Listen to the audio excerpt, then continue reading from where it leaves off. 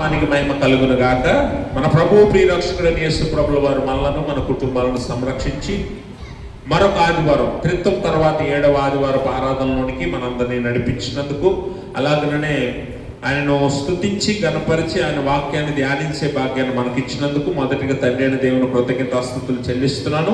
ఆయన ఆత్మతో సత్యంతో ఆరాధించడానికి కూడి వచ్చిన మీ అందరికీ ప్రభుపెట్టి వందనాలు. అందరికీ వందనాలు. దేవుడు మిమ్మల్ని మీ కుటుంబాలను మెండుగా దీవించి ఆశీర్వదించును గాక. ఈ దినముకు ఏర్పాటు చేయబడిన లేఖన భాగాలను మనం చదువుగా విన్నాం. పాత నిబంధన పాఠ్యభాగంగా ఇర్మియా గ్రంథము 31వ అధ్యాయం 23 నుంచి 25 వరకు ఉన్న లేఖన భాగాన్ని, అలాగే పత్రిక పాఠ్యభాగముగా అపోస్తల కార్యాల గ్రంథము 14వ అధ్యాయం 8 నుంచి 23 వరకు ఉన్న లేఖన భాగాన్ని, అలాగే సువార్త పాఠ్యభాగంగా మత్తయి సువార్త 10వ అధ్యాయము 24 నుంచి 31 వరకు ఉన్న లేఖన భాగాలను మనం చదివాం. ఈ లేఖన భాగాల నుంచి ఈరోజు దేవుని వాక్యము మనకు తెలియజేస్తున్న ప్రాముఖ్యమైన అంశం ఏంటి అని అంటే పునరుద్ధరణ. ఏంటి? పునరుద్ధరణ అనగా రెఫర్మేషన్, అంటే మళ్ళీ కట్టబడటం. ఈరోజు లోకంలో చాలా వస్తువుల్ని లేకపోతే చాలా రకాల వాహనాలని మనం చూస్తూ ఉంటాం కదా. ఇప్పుడు ఒక వస్తువు పాడైంది అనుకోండి, దాన్ని మళ్ళీ బాగు చేస్తాం, దాన్నే రిఫార్మ్ అంటాం కదా. మళ్ళీ దాన్ని మునుపు ఉన్న స్థితిలోనికి తీసుకురావడం, రీఫార్మ్. అలాగే ఒక ఇల్లు శిథిలమైపోయింది అనుకోండి, ఆ ఇంటిని మళ్ళీ కొత్త దానిలా రెనోవేట్ చేస్తాం, రిఫార్మ్ చేస్తాం. అలాగా ఈ లోకంలో ఉన్న అనేక వస్తువులను మనము మళ్ళీ పాడైపోతే బాగు చేస్తూ ఉంటాం, దాన్నే పునరుద్ధరణ అంటాం. అలాగే దేవుడు పాడైపోయిన మనుషులను బాగు చేస్తాడు. పాడైపోయిన ఆత్మీయ స్థితిని మరలా మునుపున్న స్థితి వల్లే మన జీవితాలను కడతాడు, దాన్నే పునరుద్ధరణ అంటారు. దేవుడు ఇష్టపడేది ఇదే. మనిషి జీవితంలో, మానవ జీవితాల్లో దేవుడు ఎక్కువగా ఇష్టపడేది రిఫార్మ్. అంటే మనల్ని మనము దిద్దుకోవటానికి, దేవుని చేతికి అప్పగించుకోవటాన్నే దేవుడు ఎక్కువగా ఇష్టపడతాడు మనిషిలో.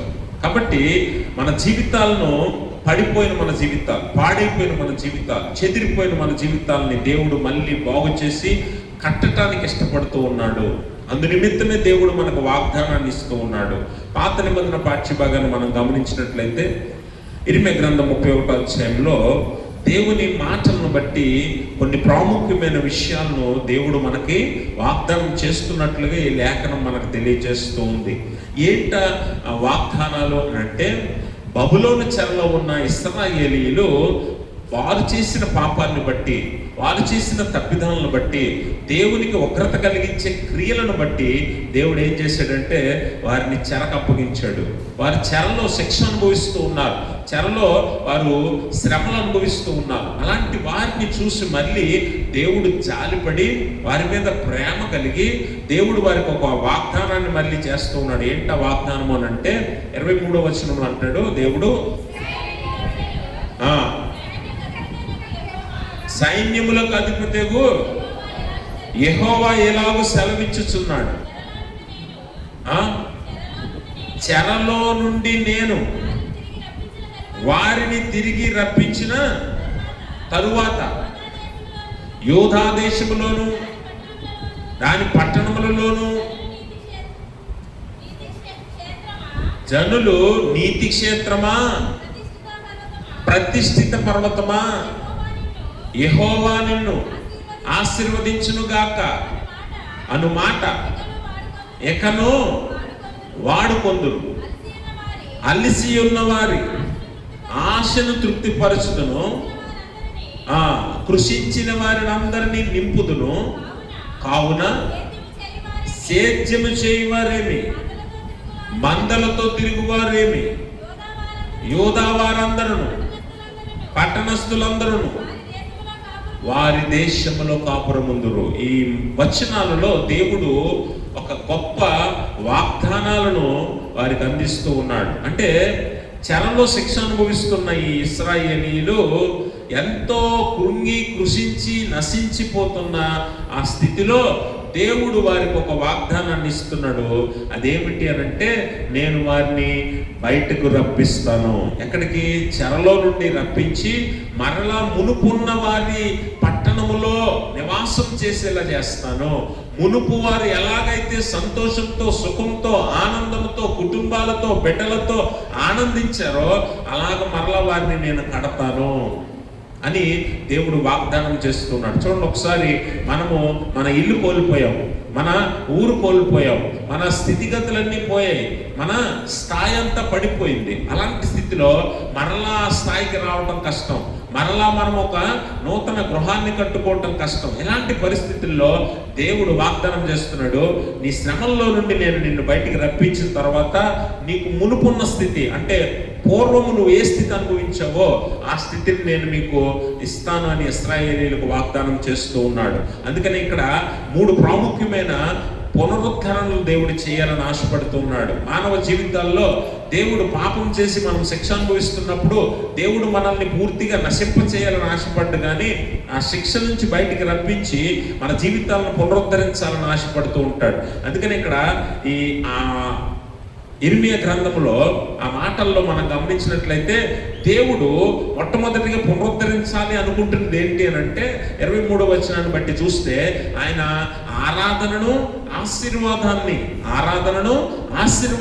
పునరుద్ధరించాలని ఆశపడుతున్నాడు. శ్రమలో ఉన్నప్పుడు ఆశీర్వాదాన్ని అనుభవించలేము, శ్రమలో ఉన్నప్పుడు ఆశీర్వాదాన్ని చూడలేము కదా, శ్రమలో ఉన్నప్పుడు ఆరాధించలేము. చాలాసార్లు శ్రమ అనుభవిస్తున్న వారు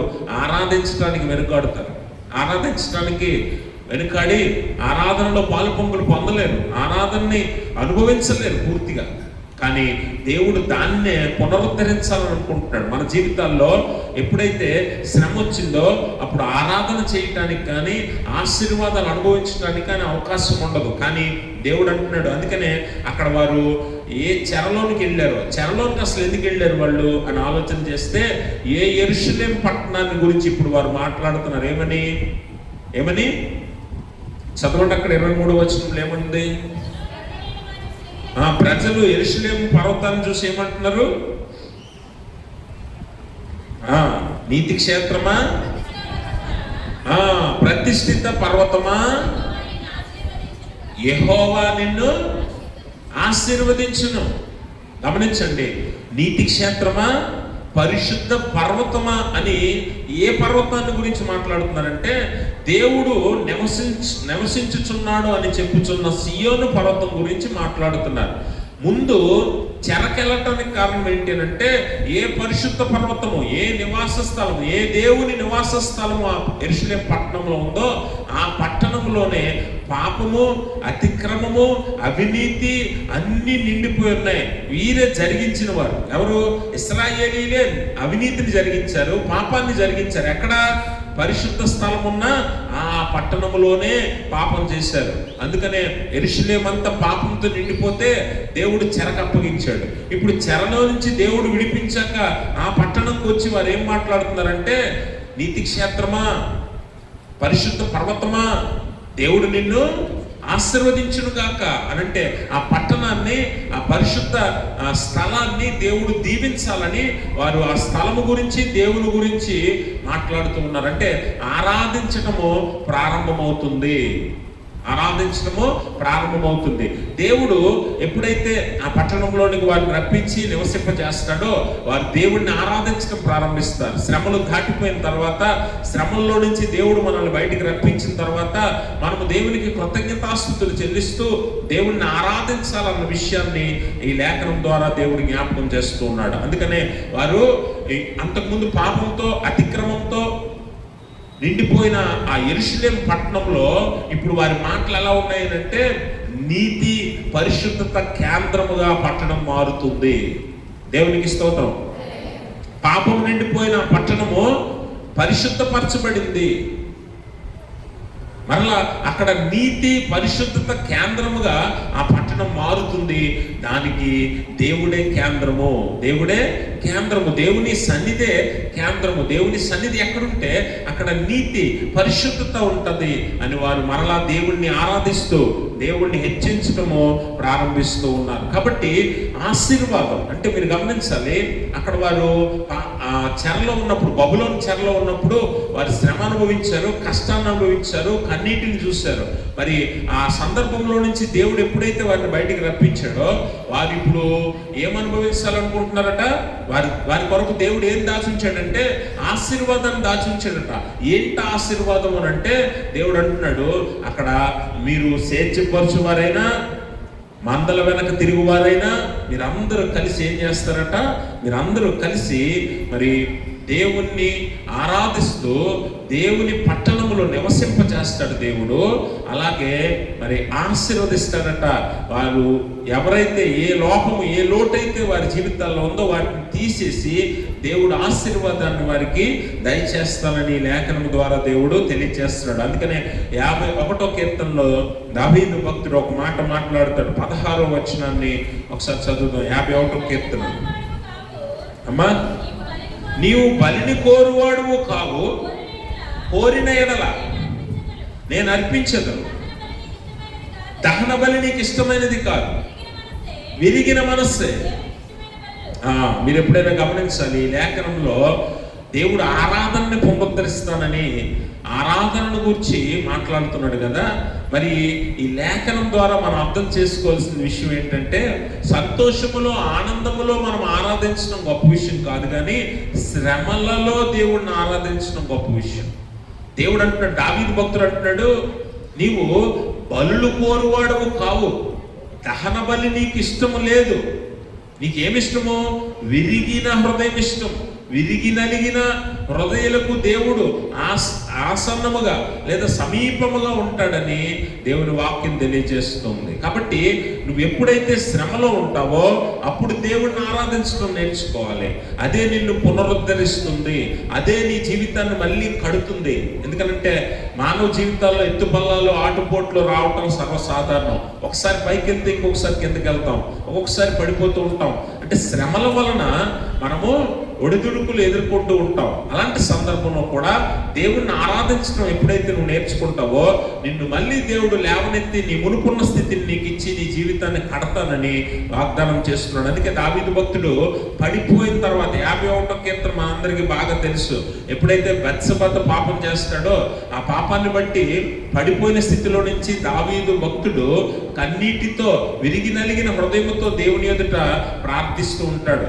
ఆ మాటలే 51వ కీర్తనలో మనం చూస్తాం. అందుకనే దావీదు భక్తుడు తెలియజేస్తున్న మాట ఏంటంటే, నీవు బలులు కోరేవాడు కావు, నీవు దహన బలుల యందు సంతోషించవు, కానీ విరిగి నలిగిన హృదయముతో నిన్ను ఆరాధించే వారిని మీరు ప్రేమిస్తారు. అట్టి వారిని, అట్టి ఆరాధనను నీవు అంగీకరిస్తావని దేవుడి గురించి మాట్లాడుతున్నాడు. మన జీవితాల్లో కూడా శ్రమలు ఎదురవుతాయి, కొన్నిసార్లు కన్నీరు ఎదురవుతుంది, కొన్నిసార్లు మనమే పడిపోతూ ఉంటాం, పాపంలో పడిపోతూ ఉంటాం. అలాంటి సందర్భాల్లో కూడా దేవుణ్ణి ఆరాధించడం, పశ్చాత్తాపడి దేవుణ్ణి ఆరాధించడం అనేది దేవుడికి ఇష్టమైన విషయము. కనుక మనం కానుకలు తెచ్చో, అర్పణలు తెచ్చో, లేకపోతే దశంభాగాలు ఇచ్చో, ఇంకేదో చేసి దేవుణ్ణి సంతోష పెట్టలేం. కానీ దేవుణ్ణి ఎలాగ సంతోషపెట్టగలమట? విరిగి నలిగిన హృదయం ఉన్నప్పుడు, అనగా శ్రమలో నువ్వు ఉన్నప్పుడు దేవుని ఎదుట నువ్వు మోకరించడం, దేవుణ్ణి ఆరాధించడం దేవునికి ఎంతో ఇష్టం. దాన్ని దేవుడు తప్పక అంగీకరిస్తాడనే విషయాన్ని మనం గమనించాలి. కాబట్టి దేవుడట మనల్ని అటువంటి స్థితిలో ఉన్నప్పుడు మనం ఆరాధిస్తే దేవుడు మనల్ని ఆశీర్వదించి ఆ ఆశీర్వాదాన్ని బట్టి మన పూర్వపు జీవితాన్ని లేదా పూర్వపు మన ఉన్నతమైన స్థితిని మనకిచ్చి మన జీవితాన్ని కడతాడని ఈ లేఖనం ద్వారా ఇశ్రాయేలీయులకు మనకు కూడా దేవుడు తెలియజేస్తున్నాడు. రెండవది ఏంటి అంటే రక్షణ, అలాగే సామాజిక సామరస్యం ఈ రెండింటిని కూడా పునరుద్ధరిస్తాడట. ఈరోజు లోకంలోనూ విశ్వాసుల జీవితాల్లోనూ కుటుంబాల్లోనూ సంఘాల్లోనూ అపవాది ప్రవేశించి పాపం ప్రవేశింపచేశాడు కనుక మనుషుల మధ్య సామరస్యం లేదు, మనుషులకు రక్షణ లేదనే విషయాన్ని మనం గమనించాలి. మనుషులకు రక్షణ లేదనే విషయాన్ని మనం గమనించాలి. అందుకనే ఈ ఇర్మియా గ్రంథము 31వ అధ్యాయంలో 24-25 వచనాలు మనం చూస్తే, అలసి ఉన్న వారి ఆశను తృప్తిపరచుదును, కృషించిన వారిని అందరినీ నింపుదును. కావున సేద్యం చేయవారేమి, మందలతో తిరుగులాడు వారేమి, యోధా వారందరూ పట్టణస్థులందరూ వారి దేశంలో కాపురముందురు. గమనించండి, చెదిరిపోయిన ప్రజలందరినీ దేవుడు తీసుకొచ్చి ఒక చోట జీవనం సాగించేలాగా వారందరినీ సమకూరుస్తాడట దేవుడు. అంటే సేద్యం చేసేవారంటే ఎవరు? వ్యవసాయం చేసుకునేవారు. ఇశ్రాయేలీయులలో యోధా జాతిలో వ్యవసాయం చేసుకునేవారు కొంతమంది, అయితే మందల వెంట తిరిగేవారు, అనగా పశువుల కాపర్లు కొంతమంది. వీరందరినీ తీసుకొచ్చట తన దేశంలో, దేవుడు వారికి ఇచ్చిన ఆ దేశంలో కాపురం ఉండేలా చేస్తాడట, నివసించేలా చేస్తాడట. It is a harmony, social harmony అంటాం. అంటే సామాజిక సామరస్యం. ఈరోజు సామాజిక సామరస్యం ఏ కోసాన లోకంలో కానీ మన చుట్టుపక్కల కానీ ఎక్కడ కనిపించట్లేదు. అది ఎంత దిగజారిపోయిన స్థితిలో ఉందంటే, ఈరోజు సమాజంలో సామరస్యం పక్కన పెడితే కుటుంబంలోనే సామరస్యం లేదు. ఉందా? కుటుంబంలోనే సామరస్యం లేదు. అన్నదమ్ముల మధ్య, అక్క చెల్లెళ్ళ మధ్య, బంధుమిత్రుల మధ్య, స్నేహితుల మధ్య ఈ సామరస్యం అనేది కొదువయ్యి ఉంది. దేవుడు కోరుకుంటున్న సమాజం ఇలా కాదట. ఎలా ఉండాలట? అందరూ కలిసి జీవనం సాగించాలట. అందరూ కలిసి ఒకరికొకరు సహకరించుకొని, ఒకరినొకరు ప్రేమించుకొని ముందుకెళ్ళాలట. కానీ ఈరోజు సమాజం అలా ఉందా? ఈరోజు అలా ఉందా సమాజం? బయట మనం చూస్తున్నాం, మన ఇంట్లో కష్టం వస్తే వాళ్ళది కదా కష్టం, మనకు సంబంధం లేదనుకుంటున్నారు ఈరోజు మన చుట్టుపక్కల వాళ్ళు కదా. ఒకవేళ మనకి కష్టం వచ్చింది అనుకోండి, ఆ కష్టాన్ని మనమే అనుభవించే స్థితిలో ఉన్నాం. ఎవరు మనకు సహాయం కానీ, ఎవరు మనకి తోడుగా కానీ, ఎవరు మనకు ఆదరించేవారు కానీ ఎవరు కనిపించట్లేదు. అంటే దేవుడు కోరుకుంటున్న సమాజం ఇది కాదు. అందుకే దేవుడు ఏమంటాడంటే, నేను మళ్ళీ సమాజాన్ని పునరుద్ధరిస్తాను. ఎలాగా? సామాజిక సామరస్యం కలిగి ఉంటుంది.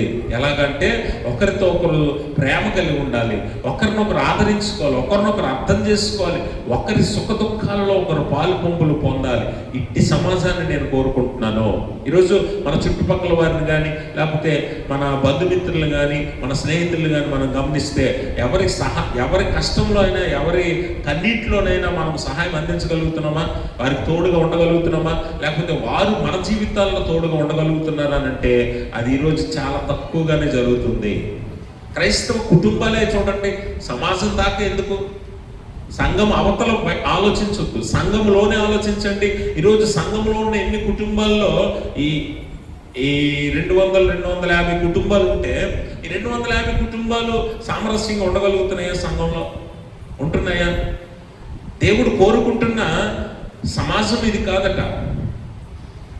అన్ని కుటుంబాలు కలిసి, ఏ వృత్తి అయినా, లేకపోతే మనము ఏ పని చేసుకుంటున్నా, చిన్న పెద్ద భేదాలేమీ లేకుండా అందరము సమానముగా జీవించడం దేవుడు కోరుకుంటున్నాడు.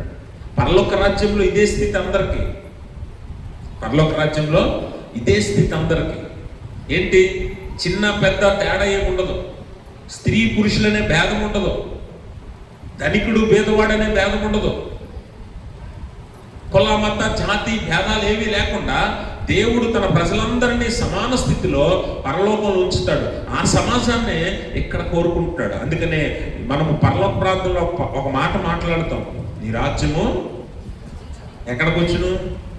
నీ రాజ్యము వచ్చును గాక అని అంటాం. అంటే ఎక్కడికి రావాలి?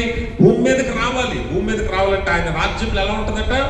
సమానత్వం ఉంటుందట, సామరస్యం ఉంటుందట, విభేదాలు ఉండవు, గొడవలు ఉండవు, అల్లర్లు ఉండవు. ఆ రాజ్యము భూమి మీదకి రావాలంటే మన చేతుల్లోనే ఉంది. మనమే ఆ రాజ్యాన్ని రప్పించి దేవునికి మహిమను తేవాలి. అందుకే దేవుని రాజ్యం భూమి మీద ఉండాలి అని అంటే సంఘములో ఉన్న ప్రతి కుటుంబం మధ్యలో సామరస్యం ఉండాలి. సంఘంలో ప్రతి ఒక్కరు ఒకరినొకరు ప్రేమించాలి, ఒకరికొకరు సహకరించుకోవాలి. ఈ సమాజాన్ని దేవుడు కోరుకుంటున్నాడు. అలాంటి సమాజాన్ని నేను పునరుద్ధరిస్తానని దేవుడు తెలియజేస్తూ ఉన్నాడు. కాబట్టి ఎప్పుడైతే ఆ వాక్యానుసారమైన సమాజం మనము నిర్మించగలుగుతామో దేవుని రాజ్యం మన మధ్యలోనే ఉంటుంది. దేవుని రాజ్యం మన మధ్యలోనే ఉంటుంది. ఆ రాజ్యాన్ని మనం అనుభవించగలుగుతాం, ఆ ప్రేమను మనం చూడగలుగుతాం, ఆ ప్రేమను మనము చూడగలుగుతాం. మరి ఎవరైతే ఆయనను ప్రేమిస్తారో వారి చుట్టూ ఎల్లప్పుడూ కూడా రక్షణ ఉంటుంది, ఎల్లప్పుడూ కూడా రక్షణ ఉంటుంది. ఆ కాపుదల ఆయన తన వారికి ఇస్తాడట, ఆయన తన వారికి ఇస్తాడు. కాబట్టి దేవుని రక్షణ పొందాలి అని అంటే దేవుడు కోరుకున్న సమాజాన్ని మనం పునరుద్ధరించాలి. దేవుడు కోరుకున్న సమాజంగా మనం మారాలి. దేవుడు కోరుకున్న కుటుంబాలుగా మనము ఎప్పుడైతే మారతామో అప్పుడు మన జీవితాల్లో పునరుద్ధరణ, నూతన జీవితం ప్రారంభమవుతుంది. దేవుడు మనల్ని ఆశీర్వదించి వర్ధిల్ల చేస్తాడు. 91వ కీర్తనలో 1-2 వచనాల్లో ఒక చక్కని మాటను కీర్తనకారుడు మాట్లాడతాడు. మహోన్నతుని చాటున నివసించువాడే, సర్వశక్తుని నీడను విశ్రమించువాడు, ఆయనే నాకు ఆశ్రయము, నా కోట, నేను నమ్ముకొనిన నా దేవుడని నేను యెహోవాను గురించి చెప్పుచున్నాను. కీర్తనగాడు ఏం చెప్తున్నాడు? సర్వశక్తుని నీడను విశ్రమించడం అంటే దేవుని చేతి క్రింద జీవించడం, దేవుని మాట చొప్పున జీవించటం, దేవుని ఆధీనంలో ఉండటం, దేవుని ఆధీనంలో ఉండటం అంటే ఆయనే నా కోట, ఆయనే నా దుర్గము, ఆయనే నా ఆధారము అని కీర్తనగాడు అంటున్నాడు. మీరు ఎప్పుడైనా గమనించారా? పాతకాలంలో దుర్గం అంటే ఏంటంటే ఒక టవర్లా కట్టి ఉంచుతారు. యుద్ధాలు వచ్చినప్పుడు రాజులు కానీ రాజ కుటుంబీకులు కానీ ప్రాముఖ్యమైన వ్యక్తుల్ని కాపాడటానికి ఏం చేస్తారంటే సైన్యం రాజుని రాజ కుటుంబాన్ని ఆ దుర్గములో అనగా టవర్ లాంటి ఒక బిల్డింగ్లో దాచిపెడతారు, శత్రువులకు దొరకకుండా, ప్రమాదం రాకుండా. ఆ టవర్ లాగా కడతారు, స్తంభం లాగా, అందులో దాచిపెడతారు. అది దుర్గము అంటే. కోట కూడా రక్షణ కలుగజేసేది, అందుకే కోట గోడలు ఎత్తుగా ఉంటాయి. అంటే రక్షణకు ఆధారం ఆయనే, ఇంకొక ఆధారం లేదు. నువ్వు ఎక్కడ దాక్కున్నా కూడా మరణం నీ మీదకి రావాలని ఆయన నిశ్చయిస్తే తప్పక నీ దగ్గరికి వచ్చేస్తుంది మరణం ఎలా అయినా సరే. నష్టం నీకు కలగాలి అని దేవుడు నిశ్చయిస్తే నువ్వు ఎంత జాగ్రత్త పడినా నీకు నష్టమే కలుగుతుంది. నువ్వు శ్రమ అనుభవించాలి అని దేవుడు నిశ్చయిస్తే నువ్వు ఎక్కడున్నా శ్రమ అనుభవిస్తావు.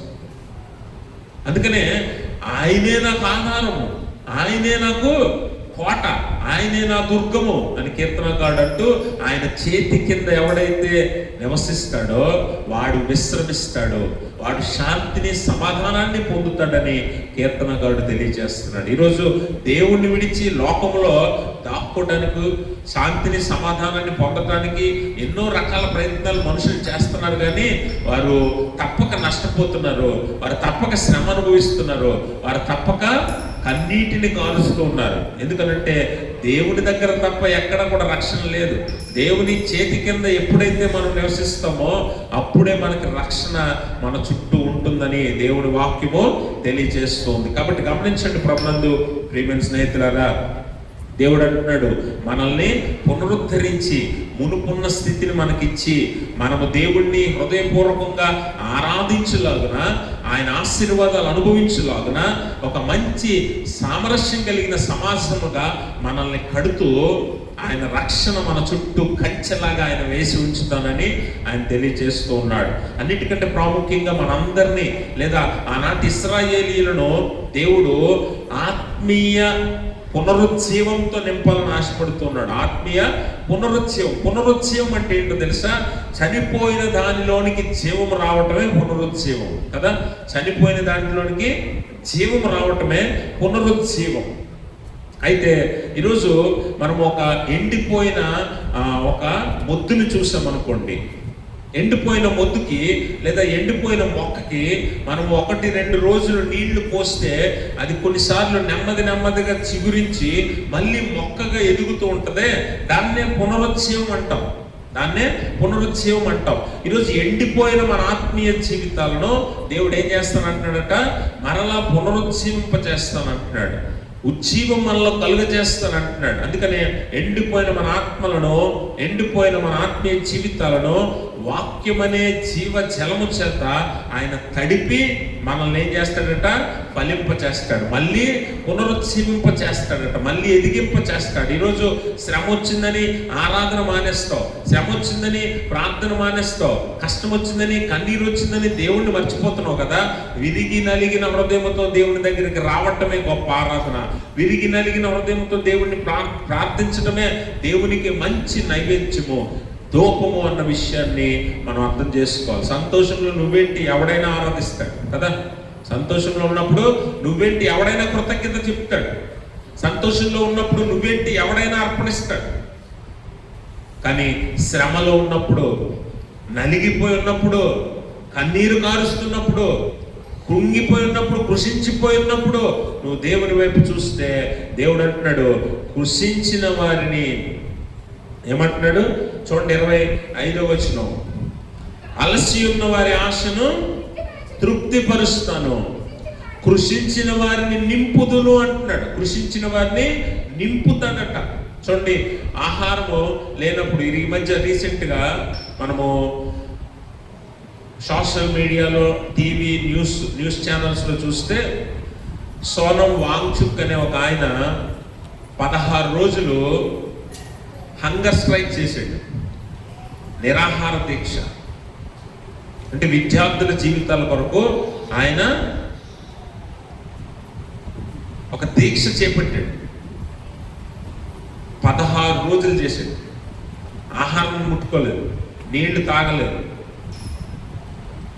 ఆయన ఇప్పుడు రీసెంట్గా నిన్న ఎప్పుడు ఆయన హాస్పిటల్లో జాయిన్ చేసిన తర్వాత ఆయన ట్రీట్మెంట్ ఇచ్చి తినిపించిన తర్వాత ఆయన కొంచెం మరలా కోలుకొని ఆయన మళ్ళీ నెమ్మదిగా మామూలు స్థితికి వస్తున్నాడు. అంటే ఎందుకు ఈ మాట చెప్పానంటే, ఎప్పుడైతే మనకు శారీరకంగా కృషించిపోవడం, అంటే శారీరకంగా ఆహారం అందకపోతే శరీరం కృషించిపోతుంది. ఆయన 8 కేజీలు బరువు తగ్గిపోయాడంట. ఈ 16 రోజుల్లో ఏమి తినకపోవడం వల్ల 8 కేజీలు బరువు తగ్గిపోయి బలహీన పడిపోయాడంట. ఇద్దరు చేతులు పట్టుకొని నడిపిస్తే కానీ నడవలేని స్థితి. అంటే కృషించిపోయాడు ఆహారం లేక, శారీరకంగా. దేవుడు అంటున్నాడు, కృషించిన వారిని నేను నింపుతాను. ఆత్మ సంబంధంగా ఆత్మీయ ఆహారం లేక నీ ఆత్మలో కృషించిపోతే, నలిగిపోయి ఉంటే, కదలలేని మెదలలేని చచ్చిన జీవోత్సవాల్లో మీరుంటే మీలోని పునరుజ్జీవాన్ని దేవుడు కలుగ చేస్తానంటున్నాడు, మళ్ళీ లేపుతానంటున్నాడు, నడిపిస్తానంటున్నాడు, బలపరుస్తానంటున్నాడు, నీ జీవితాన్ని కడతానంటున్నాడు. ఆత్మీయ పునరుజ్జీవం లేకపోతే జీవోత్సవాల్లాగా మనం జీవించాలి. అందుకనే అపోస్తలుడైన పౌలు అంటాడు, మనము చచ్చిన వారమై ఉండగా క్రీస్తు మన కొరకు యుక్త కాలమున మరణించను అంటాడు. చచ్చిన వారమైన ఎందుకని అన్నాడంటే, మనం పాపం వలన ఆత్మీయ జీవము లేక చచ్చిన వారమై ఉన్నామని అర్థం. అలా చచ్చి ఉన్న స్థితిలో దేవుడు మనల్ని పునరుజ్జీవింపజేస్తాడట, మనల్ని నింపుతాడట, తృప్తిపరుస్తాడట, బలపరుస్తాడట.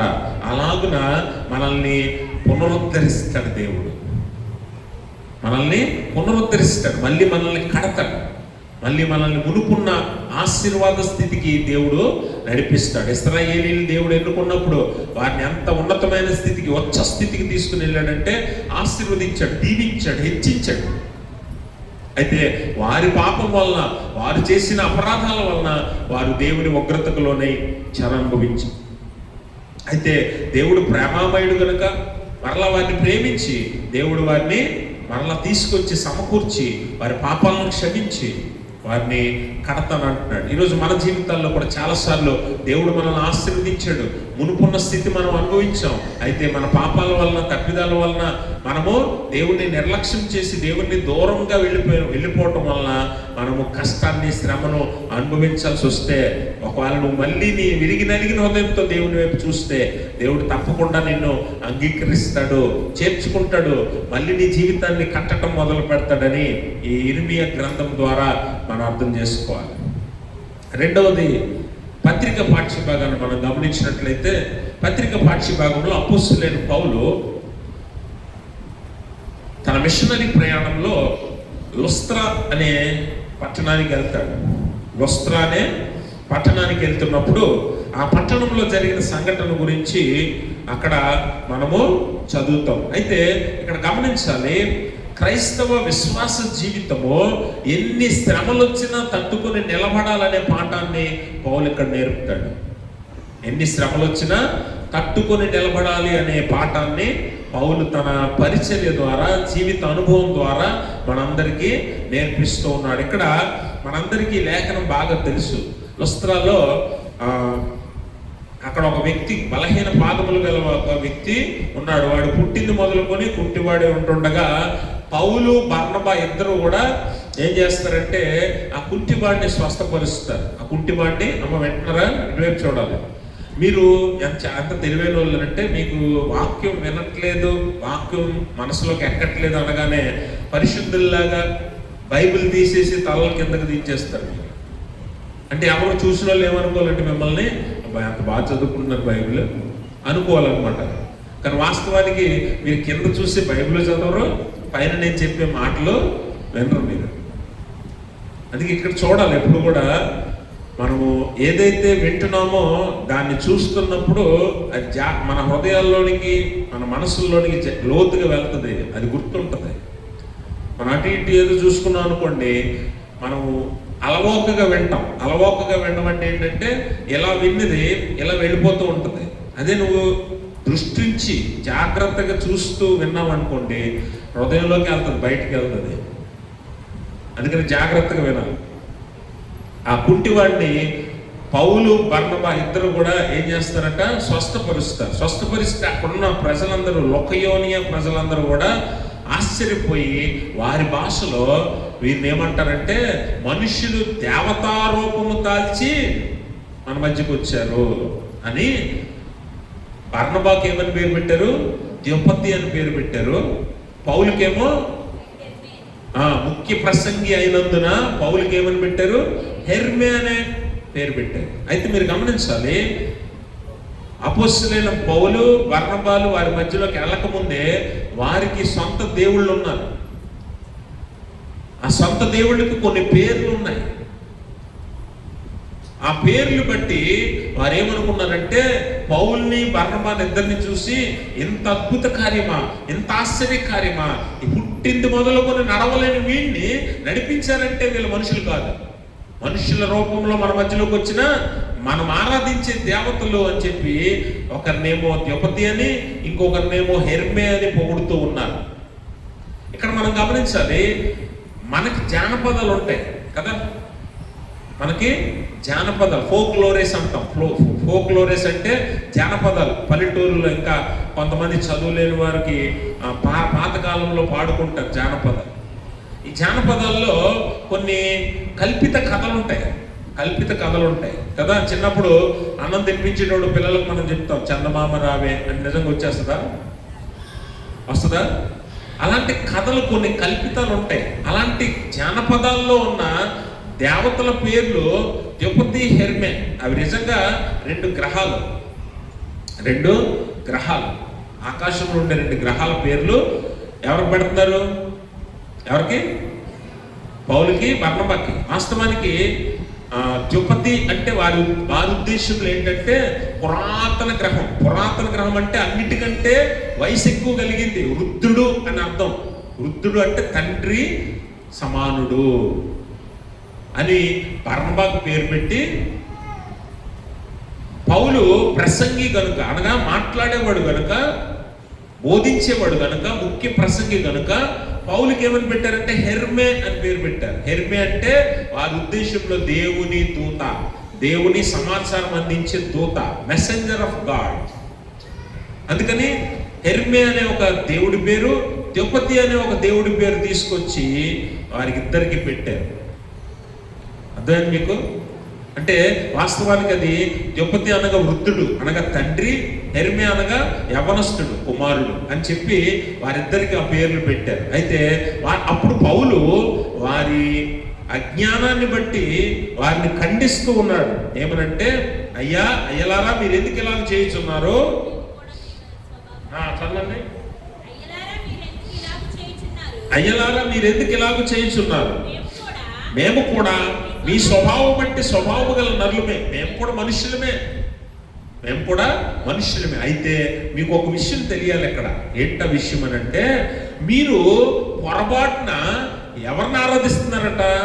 ఆకాశాన్ని, భూమిని, సముద్రాన్ని, నీటిని మీరు ఆరాధిస్తున్నారు. వాస్తవానికి ఇవి దేవతలు, దేవుళ్ళు కాదు. వీటిని సృజించిన దేవుడు ఒకడున్నాడు, ఆయన వైపు మీరు తిరగండి. అందుకనే నేను మీకు ఈ సువార్తను ప్రకటిస్తున్నానని చెప్పి పౌలు వారందరికీ బోధించాడు. అక్కడ కింద చదవండి, మనం చూస్తే, మీరు ఈ వ్యర్థమైన వాటిని విడిచిపెట్టి ఆకాశమును, భూమిని, సముద్రమును, వాటిలో ఉండి సమస్తమును సృజించిన జీవముగల దేవుని వైపు తిరుగువలనని మీకు ఈ సువార్తను, అసలైన సువార్త ఇది. అంటే చాలామంది లోకంలో ఉన్న గొప్ప వాటిని లేదా విలువైన వాటిని దేవుళ్ళుగా, దేవతలుగా భావిస్తున్నారు. అది తప్పు అని చెప్పి పౌలు వారిని ఖండిస్తూ, మేము దేవతలము, దేవుళ్ళము కాము, మీలాంటి స్వభావం కలిగిన మనుషులమే, కానీ మీరు ఆరాధిస్తున్న ఈ ఆకాశము, భూమి, సముద్రము దేవతలు, దేవుళ్ళు కారు, వీటిని సృజించిన సజీవము గల దేవుడు ఒకడున్నాడు, ఆయన నిజమైన దేవుడు అని వారికి సువార్తను ప్రకటిస్తూ ఉన్నాడు. కాబట్టి మనం గమనించాలి, శ్రమలలో కూడా మరి సువార్తను నడిపించిన పౌలు జీవితాన్ని బట్టి, ఇక్కడ పౌలు చెప్పిన ఈ మాటలను బట్టి మనం తెలుసుకోవాల్సింది ఏంటంటే, ఎన్ని శ్రమలు వచ్చినా సజీవమైన దేవుణ్ణి నువ్వు ఎప్పుడూ విడవకుండా ముందుకు సాగాలి. పౌలు ఈ మాటలు చెప్పినందుకు ఏం చేశారు తెలుసా? ఆ కింద లేఖనాల్లో మనం చదివితే, ఈ మాటలు చెప్పినందుకు కొంతమంది యూదులకి పౌలు మీద కోపం వచ్చి అన్యులను రెచ్చగొట్టి పౌలు మీద రాళ్ళు రూపించాడు. కింద చదవండి. అంతియోకియా నుండి, ఇకోనియా నుండి యూదులు వచ్చి జనసమూహములను తమ పక్షంగా చేసుకుని పౌలు మీద రాళ్ళు నువ్వి అతను చనిపోయినని అనుకుని పట్టణం వెలుపలకి అతనిని ఈడ్చిరి. గమనించారా? పౌలు సత్యాన్ని బోధిస్తే పౌలు మీద రాళ్ళు విసిరారు కదా. ఈ రోజు కూడా అదే జరుగుతుంది. సత్యాన్ని బోధిస్తుంటే సత్యాన్ని బోధించిన వారిని హింసిస్తున్నారు, శిక్షిస్తున్నారు, బాధిస్తున్నారు. ఆ రోజు పౌలు ఆకాశము, భూమి, సముద్రము వీటిని సృజించిన సజీవము గల దేవుని వైపు మీరు తిరగండి అని చెప్పినందుకు కొంతమంది యూదులు ఆయన మీద పగబట్టి, పౌలు మీద పగబట్టి అన్యులను రెచ్చగొట్టారు. ఎవరిని?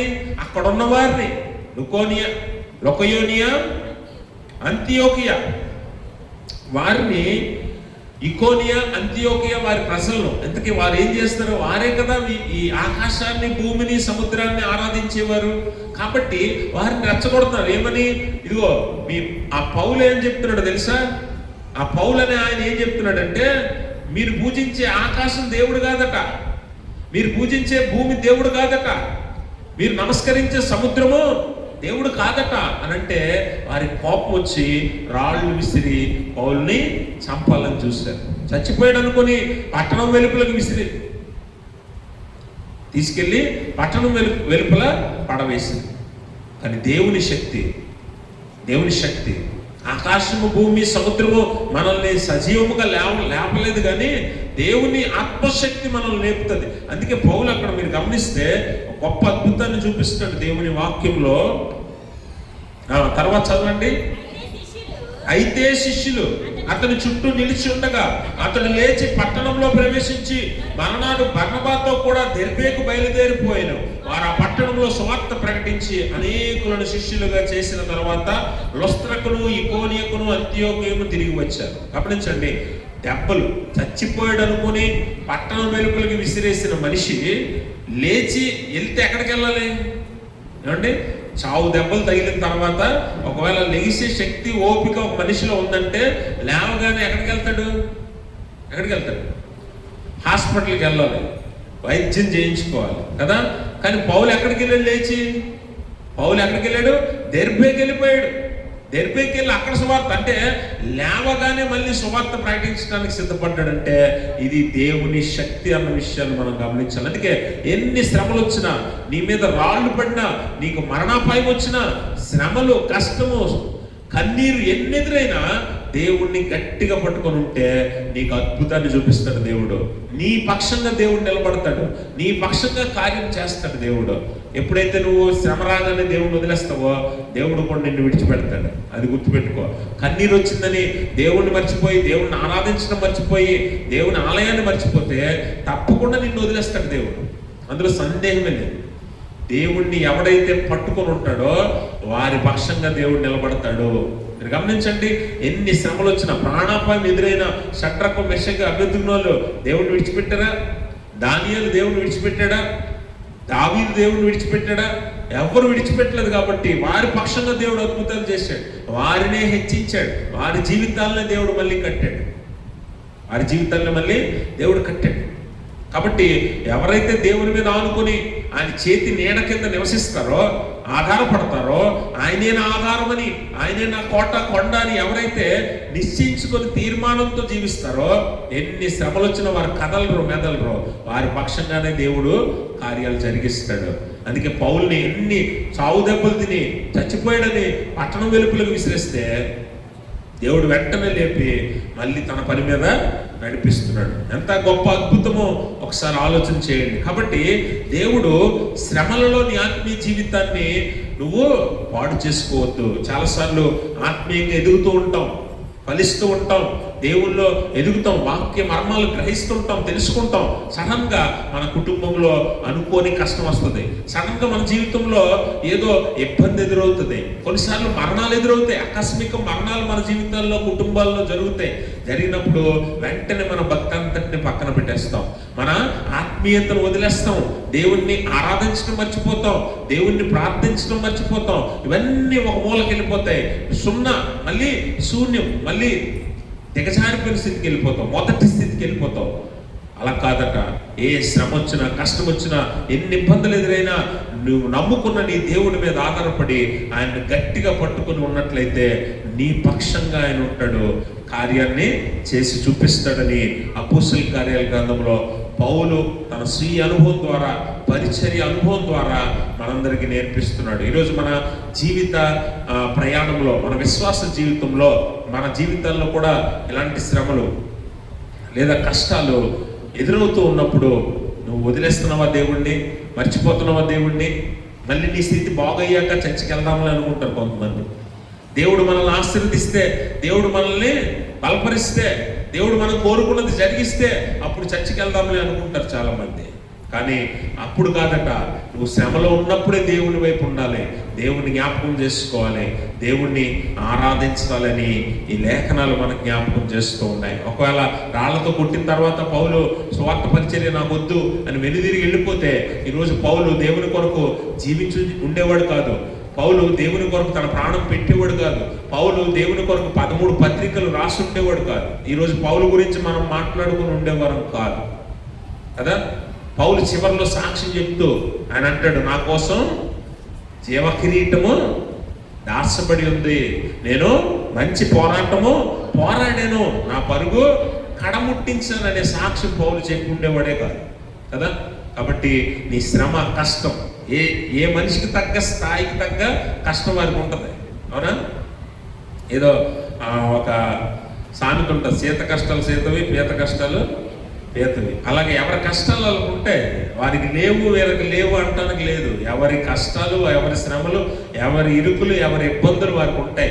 వాటన్నిటి కూడా నిన్ను నడిపించేది నీ దేవుడే అన్న విషయాన్ని నువ్వు జ్ఞాపకం చేసుకోవాలి. ఆయన ఎప్పుడు కూడా విడవకూడదు. ఎంత శ్రమ వచ్చినా కూడా ఆయన్ను మరువకూడదు, విడవకూడదు, ఆరాధించడం మానకూడదు. సువార్త పాఠ్యభాగంలో మనం గమనిస్తే యేసు ప్రభువు వారు శిష్యులతో మాట్లాడుతూ అంటున్నాడు, శిష్యుడు బోధకుని కంటే అధికుడు కాడు, దాసుడు యజమానుని కంటే అధికుడు కాడు.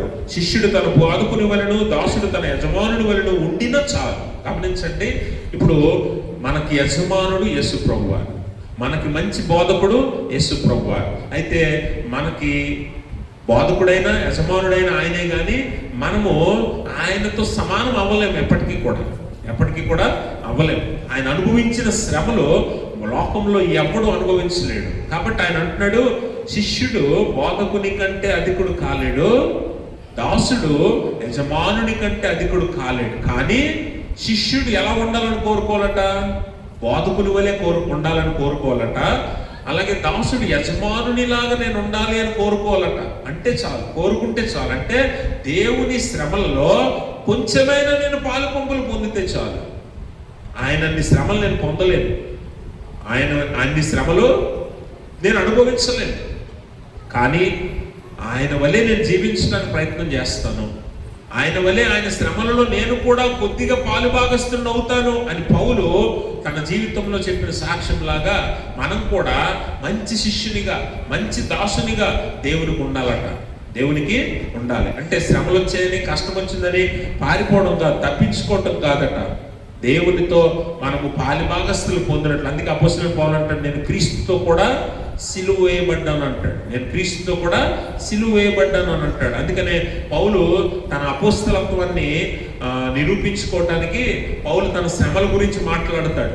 పౌలు తన శ్రమల గురించి మాట్లాడుతూ, నేను 1 తక్కువ 40 కొరడా దెబ్బలు 5 సార్లు తిన్నాను, రాళ్లతో కొట్టబడ్డాను, చెరసాల్లో వేయబడ్డాను, ఓడ పగిలి ఒక రాత్రి పగలు సముద్రంలో ఉన్నాను, ఎన్నో శ్రమలు అనుభవించాను అని పౌలు చెప్తాడు. అంటే క్రీస్తు అంత గొప్ప శ్రమలు ఇవి కాదు, కానీ క్రీస్తు శ్రమలలో పాలిభాగస్తులయ్యాను, సువార్త నిమిత్తము పాలిభాగస్తుడయ్యాను, నా ఆత్మీయ జీవితం నిమిత్తము పాలిభాగస్తుడయ్యాను క్రీస్తుతో. అదే నాకు జీవ కిరీటాన్ని తెచ్చిపెట్టింది అని అంటాడు. అందుకనే పౌలు ఇక్కడ అపోస్తల కార్యాల గ్రంథంలో కూడా, నువ్వు దేవతల వలె మీరు ఉన్నారు, దేవతలు మనుష్య రూపము దాల్చి మన మధ్యలోకి వచ్చారు అని ఘనతనిచ్చిన, హెచ్చింపునిచ్చిన పౌలు బర్నబా ఒప్పుకోలేదు. ఎందుకంటే క్రీస్తు అంత గొప్పవారు వారు కాలేరు. వారే కాదు, ఎవరు కాలేరు. నువ్వు నేను మనం ఎవరూ కాలేమో.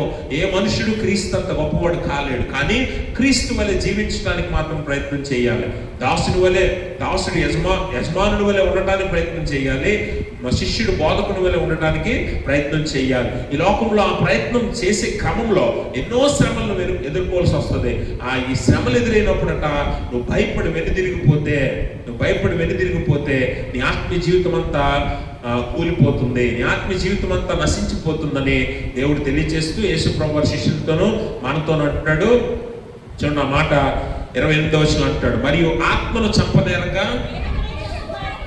దేహమునే చంపు వారికి భయపడకుడి గాని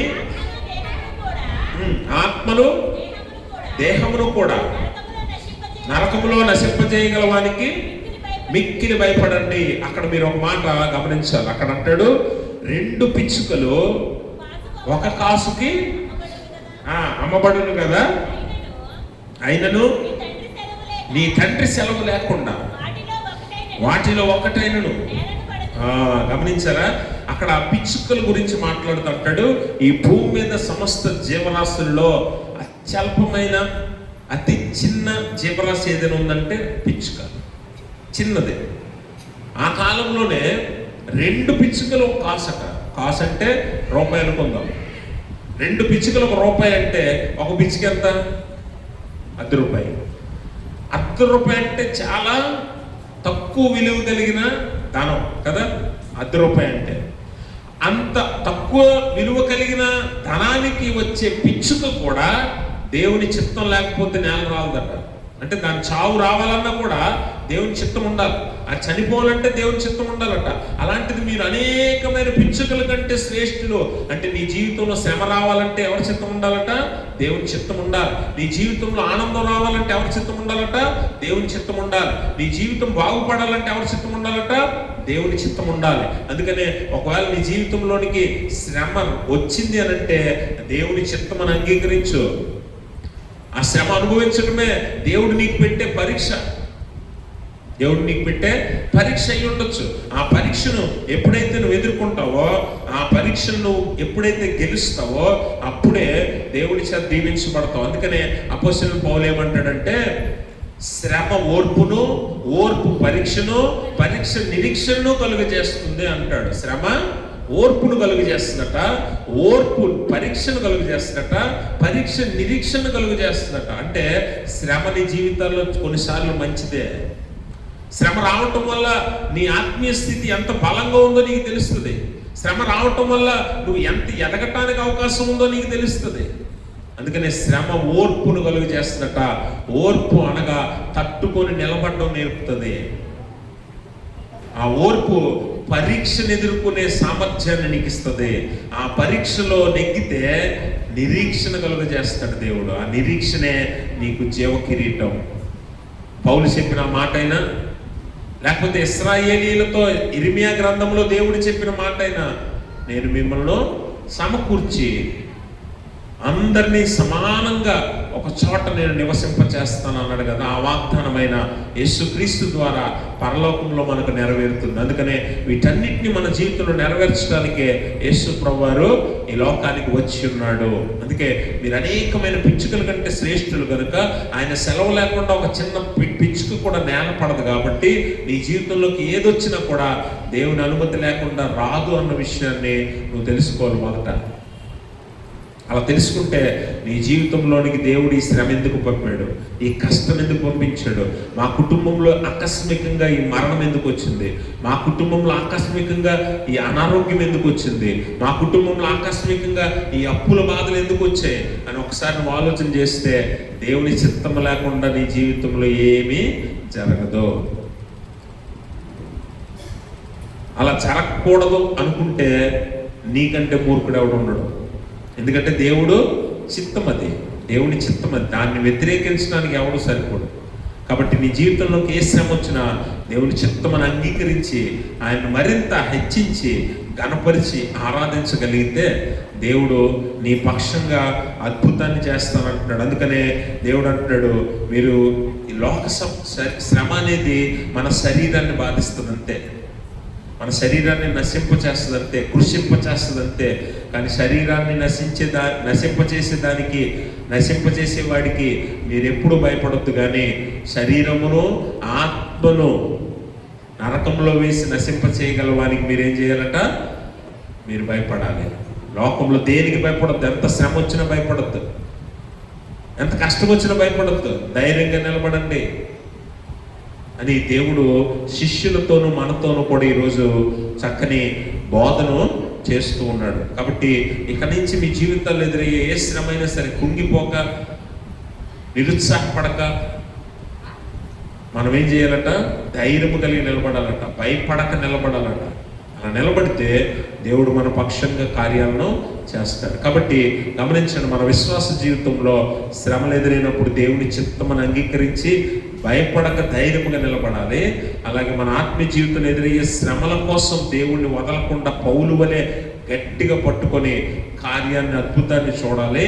అలాగే దేవుడు మనల్ని సమాజంగా ఆయన రాజ్యముగా కట్టునట్లుగా మనము దేవుణ్ణి ఆత్మతో సత్యముతో ఆరాధిస్తూ దేవుని యందు ఆనందిస్తూ మనము ఆయన రక్షణను అనుభవించాలి. అటువంటి స్థితిలోనికి ఈరోజు సంఘం రావాలని దేవుడు కోరుకుంటున్నాడు. అట్టి స్థితిలోనికి మనందరం ఎదుగునట్లు దేవుడు తన పరిశుద్ధాత్మను మనందరికీ దయచేయును గాక. ఆమేన్. సమస్త జ్ఞానముకు మించిన దేవుని సమాధానం యేసుక్రీస్తు వల్ల మీ హృదయంలో మీ తలంపులకు కావాలండును గాక.